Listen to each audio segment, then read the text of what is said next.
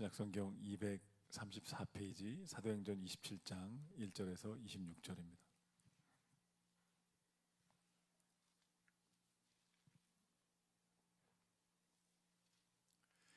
본문이 좀 긴데요. 여러분 사도행전을 한번 쭉 전체 그림을 한번 이해해 보시면 사도행전 1장 8절에 오직 성령이 너희에게 임하시면 너희가 권능을 받고 예루살렘과 온 유대야 사마리아 땅끝까지 이르러 내 증인이 되리라 말씀하신 그 말씀이 이제 이루어져 가는 과정이 사도행전입니다. 그 과정에서 처음에 사도행전 2장에 이제 예루살렘 교회가 탄생하게 되죠.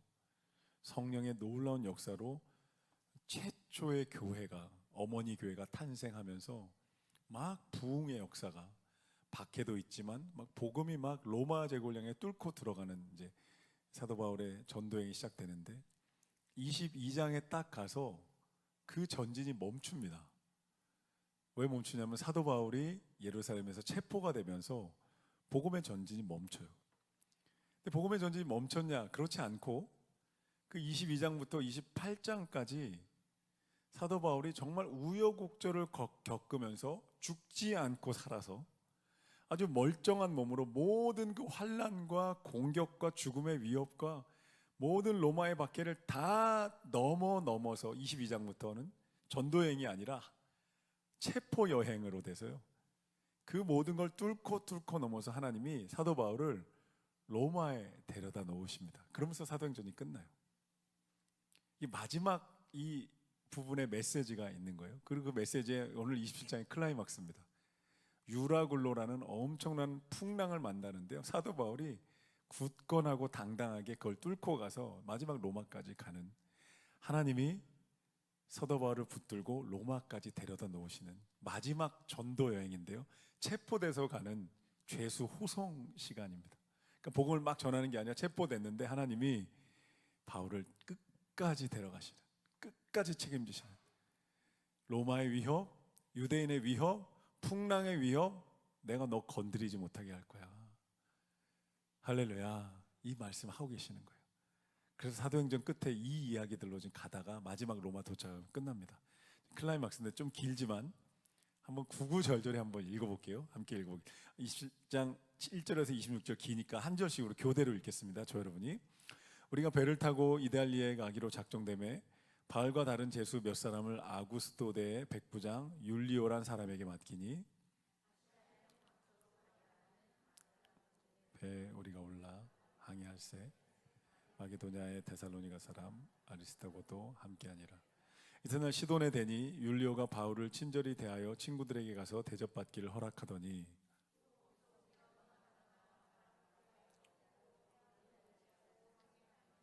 길리기아와 밤빌리의 바다를 건너 루기아의 무라시에 이르러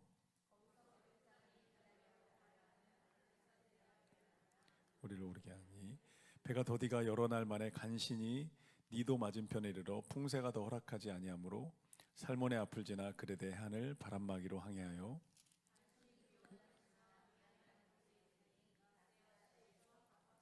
여러 날이 걸려 금식하는 절기가 이미 지났으므로 항해하기가 위태한지라 바울이 그들을 권하여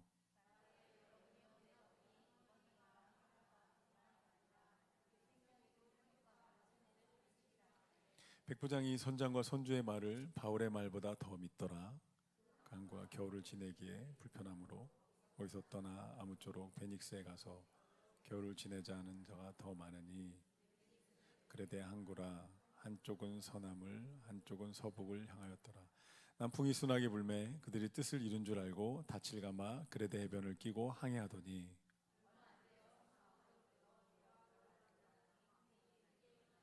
배가 밀려 바람을 맞추어 갈 수 없어 가는 대로 두고 쫓겨가다가 끌어올리고 줄을 가지고 선체를 둘러 감고 스르디스에 걸릴까 두려워하여 연장을 내리고 그냥 쫓겨가더니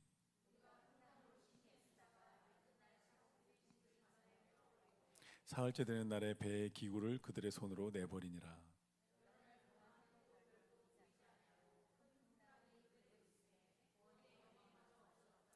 여러 사람이 오래 먹지 못하였음에 바울이 가운데 서서 말하되 여러분이여 내 말을 듣고 그레데에서 떠나지 아니하여 이 타격과 손상을 면하였더라면 좋을 뻔하였느니라.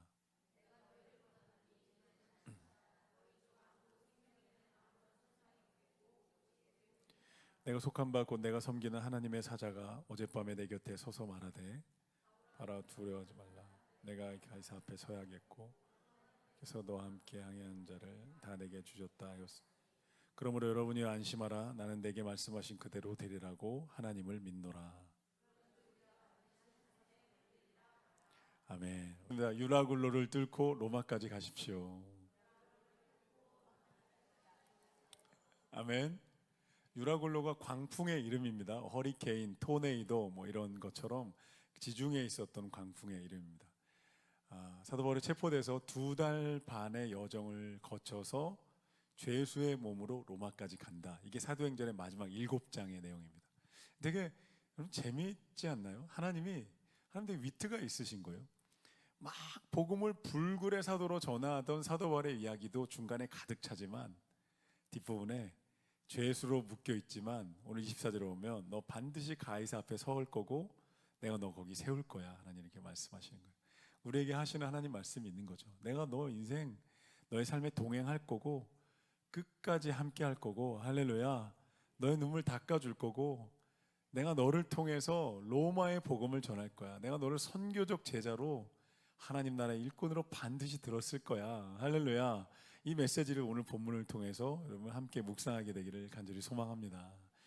1절에 보면 이제 출발합니다. 이탈리아의 가이사에게 항소해서 아드라무테노 배에 올라탑니다. 그리고 4절 5절에 구부로 해안을 의지하고 항해합니다. 그리고 무라에 이르렀다가 7절 8절 보면 미항이라는 곳에 도착하게 됩니다. 10절에 보면 이제 이미 여기서부터 이제 풍랑을 막 만나면서 사도 바울이 말합니다. 10절에 보면 이번 항해에 많은 손해가 있을 거다. 가지 맙시다. 이렇게 이야기를 해요. 그런데 사람들이 듣지 않았죠.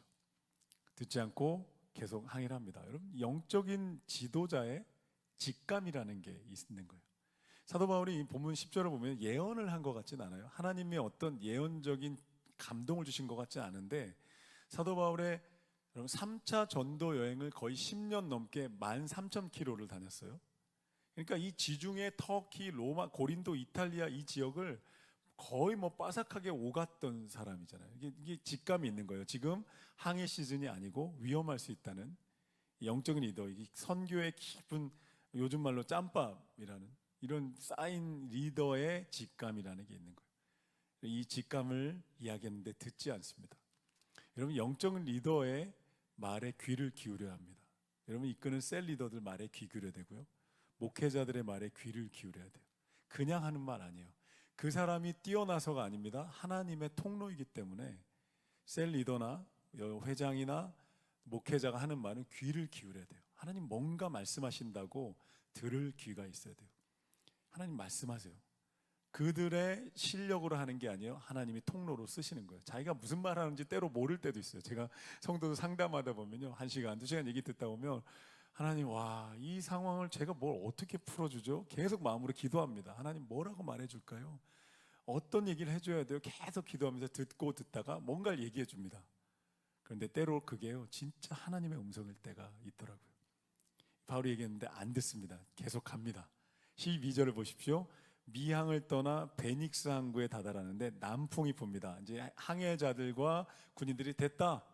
남풍이 부니까 이제 순풍이다라고 출발을 딱 했는데 갑자기 유라굴로라는 광풍이 불기 시작해요. 제가 지도를 준비했는데 한번 보시겠어요? 지도가 보니 시돈이라는 게 이제 가이사라예요. 사도 바울이 체포돼서 예루살렘에서 서북쪽 해안 시돈 그쪽으로 이제 총독이 있는 곳에 가서 재판을 받은 거예요. 2년을 재판을 받았습니다. 그리고 거기서 이제 출발을 해서 쭉 아까 얘기한 것처럼 뭐 이렇게 뭐 베닉스 이렇게 타고 항으로 가다가 무라에서 미항까지 도착했는데 그 미항에서 이제 보시면 저 로마 보이시나요? 왼쪽 위에 저 로마까지 가야 되는 거예요. 그걸 위해서 이제 수라구사 그쪽 항구로 가야 되는데 미항에서 남풍이 부니까 됐다. 인간적인 판단으로 가자 하고 출발했는데 바로 저 중간에서 유라굴로 광풍, 토네이도 태풍을 만나게 됩니다. 이 유라굴로라는 이 헬라어 원어를 보니까요, 유라는 동풍이란 뜻이고요, 아퀴일로는 북풍이란 뜻입니다. 그러니까 동풍과 북풍이 엉켜서 아주 맹렬하게 부는 태풍을 유라굴로라고 한 거예요. 여러분, 유라굴로라는 태풍이 불어올 줄 아무도 몰랐어요. 남풍이 분다고 생각했어요. 그런데 어느 날 항해를 떠나는 어느 순간이 됐을 때 갑자기 유라굴로가 불어옵니다. 15절 보십시오. 배가 밀려 바람에 맞춰 갈 수가 없습니다. 그래서 베테랑 선원들이 키를 잡고 도출을 움직이려 했지만 움직이지 않는 거예요. 그러니까 배가요, 내 뜻대로 아주 노련한 선원들이 이 배를 항해를 하는데 아무것도 할 수 없으니까 15절 끝에 보면 그냥 키를 놔버립니다. 아무것도 내 뜻대로 되지 않는 상황 가운데 만나게 돼요. 그래서 15절은 배가 그냥 밀려서 바람에 따라 그냥 가게 놔둡니다. 그러다가 16절에 가우다라는 섬에 간신히 다다라서 이제 줄을 끌어올리고 거기에 이제 남아 있으려고 하는데 16, 18절에 보면 풍랑 때문에 심히 애쓰는 상황이 벌어집니다. 여러분, 인생의 길 가운데 유라굴로 풍랑을 만날 때가 있죠. 이 배가 내 배인데, 내 인생인데 내 뜻대로 방향을 바꿀 수가 없는 떠밀려가는 시간이 있습니다. 우울증에 걸린 사람들의 이야기 들어보면 내 마음인데 내 뜻대로 안 된다는 거예요. 그래서 우울증입니다. 우울감이 아닙니다. 이거를 혼돈하면 안 됩니다. 우울감은 누구나 느낍니다. 희로애락을 느끼며 살도록 우리 지음받았죠. 우울감은 감기 같은 거인데 우울증은 아픈 겁니다. 발목이 부러지면 내가 의지를 발휘한다고 걸을 수 있는 게 아닌 것처럼 우울증이 걸리거나 몸에 다른 질병이 걸리면 내 의지로 그게 안 됩니다. 유라굴로 광풍 같은 것에 사로잡힌 거죠. 선원들이 배를 포기하고 바람 부는 대로 맡겼어요. 그런데 여러분 잘 보십시오. 이 바울이 탄 배의 진짜 선장이신 하나님은, 선원들은 손을 놓고 그냥 바람에 맡겼지만 하나님은 이 배를 지금 정확하게 멜리데 섬과 로마를 향해 데리고 가고 계셨어요. 진짜 선장이신 하나님은 내 인생의 배가 내 뜻대로 안 돼도 하나님은 우리의 배를 신실하게 이끌고 계시는 줄로 믿습니다. 이게 믿음입니다. 하나님 붙들고 계신다는 거예요. 시편 46편 1절에 보면 하나님은 우리의 피난처시오 힘이시니 환난 중에 만날 큰 도움이시라. 그러므로 땅이 변하든지 산이 흔들려 바다 가운데 빠지든지 바닷물이 솟아나고 뛰놀든지 그것이 흔들림으로 산이 흔들릴지라도 우리는 두려워하지 아니하리로다. 땅이 변하든지 산이 바다에 빠지든지 바닷물이 솟아나든지 산이 흔들릴지라도 우리는 두려워하지 아니하리로다. 왜요? 하나님이 우리의 피난처이시고 우리 배, 인생이라는 배의 진짜 선장이시기 때문에 그렇습니다. 15절 16절에 가우다라는 섬에 걸립니다. 17절에 스르디스에 걸릴까 봐 겁을 먹어요. 스르디스가 뭐냐면 이 섬의 해안가에 모래 언덕이 바다 속에 있는 거예요. 그래서 배가 가다 딱 걸리는 순간에 무조건 파손인 거예요. 그러니까 항해 선원들은 아는 거죠. 스르디스에 걸리면 큰일 난다. 위기감을 느끼고 간신히 풍랑에 시달리며 갑니다. 그래서 어떻게 하냐면 어떤 조치를 취하냐면요. 18절, 19절, 20절에 보면 사공들이 18절에 짐을 바다에 버립니다. 배를 가볍게 하려는 거죠. 모래에 걸리지 않게. 19절에 그건 더 안 되니까 19절에 보면 배의 기구까지 버립니다. 그런데 20절에 배의 기구까지 버렸는데 이제 해도 별도 보이지 않는 암흑 가운데 빠집니다. 이게 무슨 일인지 아시겠죠? 태풍이 불어서 먹구름이 가득하니까요. 해와 별도 낮인지 밤인지조차도 모를 정도로 먹구름이 가득한 바다 가운데 완전히 갇히게 됐다는 거예요. 어떤 풍랑인지 여러분 상상이 되십니까? GPS도 없던 시절이잖아요. 항법장치도. 그러니까 별이 유일한 항해의 이정표인 거예요. 북두칠성, 북극성을 보면서 방향을 잡고 가던 그런 배였는데 내가 어디로 가고 있는지 방향 감각도 상실하게 됩니다. 유라굴로라는 풍랑에 들어가서 우리가 겪는 두 번째 감정. 첫 번째는 내가 내 배를 내 마음대로 방향을 이끌 수 없다는 그런 상실감이 드는 거죠. 두 번째는 해와 별이 완전히 가려져서 방향조차 알 수 없는 순간에 들어갈 때가 있다는 거예요. 여러분, 놀라운 사실은요, 세상에 있는 해와 별이 보이지 않는 그 순간에 하나님의 진정한 빛이 우리에게 비추시기 시작한다는 거예요. 아니요, 정확하게 말하면 세상에서 반짝이던 빛이 꺼져야 하나님의 빛이 보입니다. 세상에서 내가 의지하고 따라가던 그 이정표가 가리워지면요, 예수 그리스도는 진짜 인생의 빛이 보이기 시작합니다. 아, 저분을 따라가야 되는 거구나. 저분이 진짜 내 인생의 빛이시구나라고 보이기 시작해요. 우리의 고민은 사실은 너무 많은 옵션과 카드를 쥐고 있다는 거죠. 너무 많은 것들을 의지할 수 있고 너무나 많은 것들이 내 인생의 이정표이기 때문에 오히려 방향을 못 정하는 거예요. 근데 그런 것들이 꺼지는 순간에 우리는 진정한 인생의 빛 대신 예수님을 볼 수 있게 됩니다. 어떤 선교사님이 아프리카의 깊은 오지 부족을 방문한 거예요. 밤이 되니까 막 완전 흑암이잖아요, 아프리카는. 그래서 선교사님이 손전등을 가져가서 그거를 켜서 겨우 발 앞을 보면서 이렇게 걷고 있었어요. 그런데 원주민 추장이 선교사님에게 이렇게 말합니다. 선교사님, 그 손전등 한번 꺼보십시오. 손전등을 딱 끄고 가만히 머물러 있는데 아프리카 밤하늘에, 여러분 아프리카 밤하늘에 그 가득한 별들 보셨습니까? 가득 하늘을 가득 메운 정말 세상 그 어떤 빛보다 아름다운 수많은 별들 보신 적 있나요? 저도 없습니다. 근데 우리 상상되잖아요. 우리 시골에 가면 그 막 반짝이는 별들이 진짜 아프리카는요, 진짜 쏟아질 것처럼 빛난대요. 손전등을 끄니까 그 별이 보이고 그 별빛이 더 환하게 내 앞길을 인도하다라는 거예요. 할렐루야. 우리가 의지하던 이정표들, 가짜 이정표들이 꺼질 때까지 하나님은 기다리십니다. 그 이정표들을 끌 때까지, 아니면 꺼질 때까지 하나님 기다리셔서 그 꺼진 그 자리에 하나님의 빛을 비춰주시기 시작합니다. 그럼 우리 삶은 보이기 시작하는 거예요. 그 해달별도 보이지 않습니다. 결국 다 버린 다음에 19절에 보면 배의 기구까지 다 버리고 20절에 구원의 여망이 사라지게 됩니다. 그리고 배가 파손되기 시작합니다. 20절에 보면, 21절에 보면 이 타격과 손상을 면하였더라면 좋을 뻔했겠다라고 바울이 말합니다. 하나님은요, 마지막 유라굴로 강풍을 통해서 우리의 배 그 자체까지도 깨트리십니다. 방향을 못 잡게 하나 만드셨다가, 두 번째는 내가 의지하던 해달별도 안 보입니다. 마지막에 내 인생의 배까지 그냥 깨트리시는 거예요. 그런데 그 배가 깨트린 그 상황 가운데 하나님의 음성이 들려옵니다. 24절 보십시오. 그 모든 유라굴로 강풍의 한 복판에서 사도 바울이 하나님의 음성을 들어요. 그때 들립니다. 24절 보십시오. 함께 읽을게요. 시작. 바울아, 두려워하지 말라.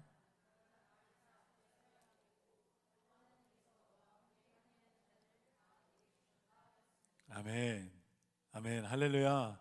그래서 사도 바울이 선원들과 다 모든 사람들 모아놓고, 군인들을 모아놓고 26절에 이렇게 말합니다. 그러므로 여러분 안심하십시오.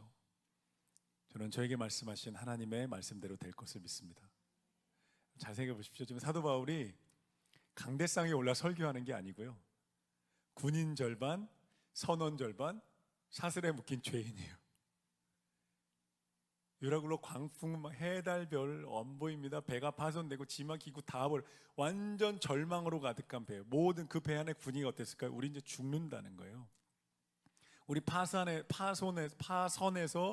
죽을 거야라는 절망, 그 노련한 선원, 용맹한 군인들 아무 소망 다 없이 어두운 밤하늘에 다 절망에 가득한 배에 사슬에 묶이는 사도 바울이 일어나서 말하는 거예요. 여러분 안심하십시오. 하나님이 안심하라고 말씀하셨으니까 안심해도 됩니다. 누가 리더예요? 누가 이 배의 진짜 리더예요? 누가 이 배의 진짜 빛과 소금이에요? 하나님의 약속을, 음성을 들은 바울이 진짜 리더입니다. 진짜 빛과 소금이고 진짜 생명의 통로인 거죠. 사슬에 묶여 있는 거요, 배가 깨진 거 아무 상관없는 거예요. 군인의 용맹과 선원의 노령함이 아무 소용없는 그 순간에 묶여 있을지라도 하나님의 음성과 약속을 들은 자가 여러분 그 배의 생명의 통로가 되는 줄로 믿습니다. 하나님, 바울이 말하는 거, 나는 어젯밤에 기도하는데 하나님이 내 생명과 안전을 보장해 주셨습니다. 그러니까 여러분도 안심해도 됩니다. 하나님은요, 바울이 이렇게 말하는 분위기예요. 하나님은요, 나를 살리고 싶으시기 때문에 여러분도 산 거예요. 할렐루야. 여러분이 그리스도인의 얼마나 당당한 믿음이에요. 하나님 우리 베델교회 축복하고 싶으셔서 다산시를 축복하시고, 하나님 여러분 가정을 축복하고 싶으셔서 주변을 축복하시고, 할렐루야, 그리스도인의 하나님의 자녀의 당당함이 있는 거죠. 야곱이 야복강을 건널 수 있었던 이유는 밤새 씨름하면서 하나님이 내가 너를 축복하겠다고 약속하셨기 때문에 야복강을 건넙니다. 여호사가 요단강을 건널 수 있었던 이유는 내가 너와 함께 하겠다는 하나님의 음성을 들었기 때문입니다. 영국의 위대한 설교자 찰스 스펄전 목사님이 하루는 너무나 심한 폭풍우가 영국에 부는 날에 숲을 지나고 있는데요, 막 나무가 흔들리고 비가 오는데 나뭇가지 위에 새 한 마리가 앉아 있었다는 거예요. 와, 저 새는 어떻게 편안하게 흔들리지 않고 앉아 있을까? 새는 불안하지 않았다는 거예요. 왜냐하면 나무가 꺾여도 새는 날아갈 수 있는 날개가 있었다는 거예요. 그리스도인의 날개는 하나님을 향한 믿음과 여러분 소망입니다. 하나님이 내 하나님이시다는, 하나님 풍랑보다 크시고 하나님 로마 군인보다 크시고 하나님 유라굴로 광풍보다 크시다는 이 믿음이 우리의 날개. 그래서 이사야 40장 32절에 보면 오직 여호와를 앙망하는 자는 독수리 날개치며 올라간 같을 것이요 걸어가도 곤비치 않을 것이고 달려가도 피곤치 아니하리라 말씀합니다. 유라굴로 한복판에서 당당하게 사도바울이 말합니다. 안심하십시오. 하나님이 나를 살리실 거기 때문에 여러분도 살게 될 겁니다. 여러분, 우리 인생에서요, 유라굴로 강풍 같은 진짜 힘든 시간을 만날 때가 있잖아요. 배가 흔들립니다. 별이 안 보입니다. 방향을 안 보이고 내 인생의 배가 언제라도 지금이라도 좌초될 것 같은 흔들리고 있는 것이 너무나 강한 순간을 만날 때가 있죠. 근데 그런 순간에 하나님 말씀하시는 거예요. 안심하라, 내가 함께 한다는 거예요. 아멘. 안심하라, 내가 함께 한다. 여러분, 이 말씀이 저와 여러분의 영혼을 울리고 우리 마음에 새겨지게 되기를 예수님의 이름으로 축복합니다. 머리카락 하나 상하지 않도록 우리를 지키시는 하나님이라는 거예요. 여러분, 유라굴로 강풍이 무서운 이유는 배가 파손되고 별이 안 보이고 방향을 잃기 때문이 아닙니다. 유라굴로 강풍 같은 시간에 딱 들어갔을 때 가장 무서운 것은 어쩌면 하나님이 나를 버리셨을지 몰라, 이대로 그냥 끝나버릴지 몰라라는 두려움이 생겨난다는 거예요. 이게 진짜 무서운 거예요. 배가 깨지는 것보다 무서운 건요, 마음이 깨지는 거예요. 믿음이 깨지는 거예요. 소망이 깨져버리면요, 사람은 배를 끌고 갈 힘이 없어집니다. 근데 성령이 오셔서 하는 일이 뭐냐면 깨진 마음을 살려주시는 거예요. 할렐루야. 깨진 마음을, 찢어진 마음을, 축 처진 마음을 성령님이 오시면 여러분 새 영과 새 마음으로 빚어주십니다. 기도하는 이들이 누리는 가장 큰 축복은요, 응답의 축복 이전에 내 마음이 새롭게 빚어지는 축복입니다. 그래서 기도의 자리에 나오게 되는 거고요, 그 기도의 힘을 알게 되면요, 나오게 되는 거예요. 와, 내 마음이 지금 깨지고, 와, 내 마음 밖에 있는 유라굴로 강풍보다 내 마음의 유라굴로 강풍이 더 심각해 라고 느껴지는 순간에 기도를 아는 사람들은 기도해야 되겠다, 기도해야 사는구나, 그리고 기도 자리에 나오는 거예요. 그래서 기도하는 사람이 되는 거예요. 그리고 기도의 능력을 간증하는 사람이 됩니다. 배에 탄 276명의 사람들 다 절망이 전염되어 죽음만 기다리고 있었는데 단 한 사람, 쇠사들에 묶여있는 바울만 일어나서 말합니다. 안심하십시오. 내 하나님이 내 생명을 보장하셨으니 내 덕분에 여러분 살 거예요. 아멘. 할렐루야. 할렐루야. 소망을 선포합니다. 그래서 하나님이 24절 마지막에 말씀하시는 거예요. 하나님의 핵심이 뭐냐? 바울, 너에게 내가 준 사명이 있기 때문에 너는 결코 침몰당하지 않을 것이다. 24절, 여러분, 너 로마에 가서 가이사, 시저, 황제 앞에 설 거야. 그게 너의 사명이야. 사명이 있기 때문에 너 침몰당하지 않을 거야. 여러분, 사명이 있는 인생 침몰당하지 않을 줄로 믿습니다. 사명이 끝나기까지 하나님이 손 떼지 않으십니다. 사명은 언제까지? 하나님 나라 갈 때까지 우리 사명 끝나지 않기 때문에 그날까지 하나님 손 떼지 않으십니다. 기도의 사명, 가정 구원의 사명, 선교의 사명, 하나님의 영광을 드러내는 사명을 붙들고 간다면 하나님은 어떤 유라굴로 광풍 앞에서도 안심하라, 내가 너와 함께 할 것이다 말씀하시는 약속을 우리에게 주실 것입니다. 그래서 결론은 뭐냐? 이 유라굴로 광풍은요, 바울을 침몰시키려는 사단의 손길을 상징하죠. 그런데 어떻게 돼요? 유라굴로 광풍을 타고 로마로 갑니다. 할렐루야, 할렐루야. 그런 거죠. 눈 내린 산에서요, 눈이 나를 덮을 것이냐, 눈을 타고 스노우보드, 스키를 타듯이 쫙 타고 가는 사람 있는 것처럼, 파도가 일어날 때 부흥의 파도를 타는 것처럼, 사랑하는 성도들은 우리 유라굴로 광풍을 타고 로마 사명의 자리까지 함께 갈 수 있게 되기를 예수님의 이름으로 축복합니다. 광풍이 삼키지 못할 것입니다. 광풍에 지지 말자고요. 광풍이 나를 삼키기 전에 내가 예수의 이름으로 광풍은 잠잠할지어다. 하나님, 저 광풍을 타고 독수리 날개침에 오름같이 날아오게 하여 주십시오. 유라로 광풍아, 너는 무엇이냐? 내가 너를 타고 오를 것이다. 너를 타고 내가 로마까지 갈 거야. 영광스러운 사명을 감당하는 인생이 될 거야. 할렐루야. 오늘 그런 믿음을 가지고 오늘 밤에 우리 찬양하며 기도하면 좋겠습니다. 할렐루야. 옆 사람 보면서 인사하겠습니다. 유라굴로 광풍을 타고 오르십시오. 아멘. 우리 함께 찬양하며 기도하겠습니다.